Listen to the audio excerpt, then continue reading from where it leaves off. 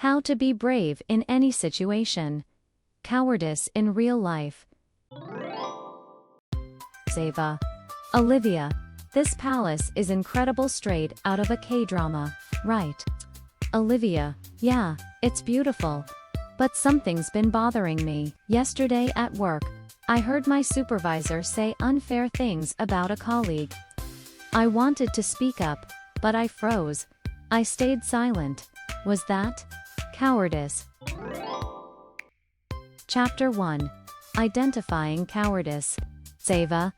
Olivia, thank you for sharing. What you felt is common. Cowardice isn't weakness, it's our brain trying to protect us. When we sense risk, like speaking up, we freeze. But later, regret sets in. That's the real pain of not being brave. Olivia, exactly. I kept telling myself it wasn't my business. But I felt guilty. Chapter 2. How to be brave in any situation. 5 tips. Ava.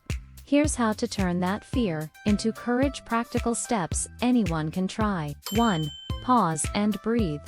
1 slow breath calms your mind before action. 2. Ask what's right. If this happened to your best friend, what would you want someone to do? 3. Start small. Bravery isn't dramatic, it's speaking up with kindness, raising a hand, or trying something new. 4. Practice honest words. Even a simple "I think Sarah works really hard" shows courage. 5. Reflect and learn. If you miss a chance, don't shame yourself. Think about it and be ready next time. Chapter 3. Resolution. Olivia. So even a small sentence can be an act of bravery, Ava? Exactly. Bravery is like a muscle.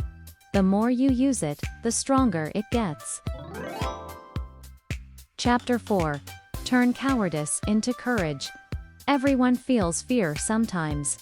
What matters is practicing courage step by step. That's how you become brave in any situation. Have you ever stayed silent when you wished you'd spoken up? Share your story in the comments.